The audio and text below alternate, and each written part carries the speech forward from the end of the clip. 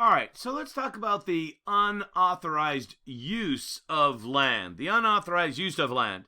Let's say that this here is the property line, and oh, it did it again. Hold on a second. Let me just move that there. There we go. And this here is Sally's house. This is where Sally lives. And over here is where Bob lives.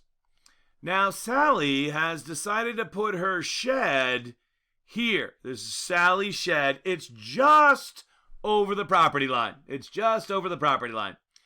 And, yep, there it is, just over the property line. You could say that Sally is offsides, as we say, like in football or soccer.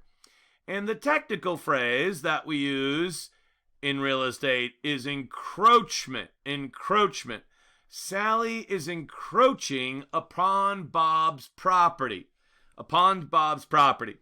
Now, this is where things can get a little bit tricky.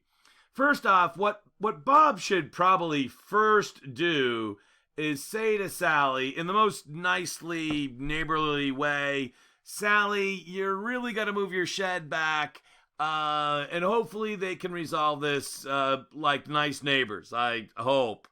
And Sally should move her shed back because clearly she's over the line. She's on Bob's property.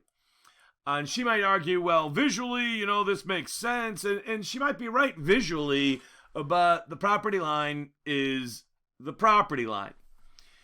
A couple of things can happen as a result of this.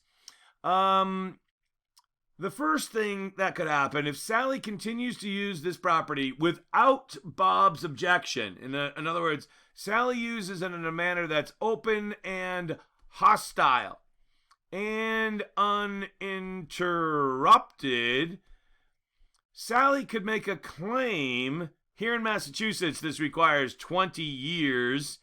But other states are different, like I think Utah, Nevada are only 7, but 20 years is fairly common. Sally could then make a claim of squatters' rights. Squatters' rights, you've heard of those. And the technical phrase for squatters' rights is adverse possession. Now, this would be a claim she'd still have to take to land court, and that would be an incredibly expensive and time-consuming process. But in the end, a claim of adverse possession is that Sally now actually owns that little section of land where the shed is. Because Bob made no objection over 20 years. This is a very, very, very old concept in real estate. That you do need to defend your property occasionally, right? You need it's like defend it or lose it, effectively.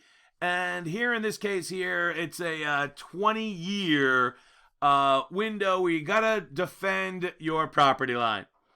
Sally somehow figured it out so she could do this for 20 years. I don't know how she pulled that off, but she did. And now she'll have a claim of adverse possession, which she can take to court. And that ultimate claim would grant her ownership of that little section of land. Now, there's this other thing which is similar, but different. And that would grant Sally the use of that land, not necessarily the ownership. I would have to quickly say also that both of these things are fairly rare. The second one is known as an easement by prescription. Let's write that down. With an easement by prescription, Sally will get the use of the land by the shed, but she won't get ownership. And yeah, so effectively it's going to be the same thing. She basically gets to use it, unlimited rights, but Bob still owns it. With adverse possession, you have to have been using it exclusively. Easement by prescription does not require exclusive use. In this particular case, there's probably only Sally's going to be using it. But I would say both of these, especially in Massachusetts, are going to be very hard to come by because you're probably going to have to go to land court to prove it, which is a very lengthy and tedious process, to say the least.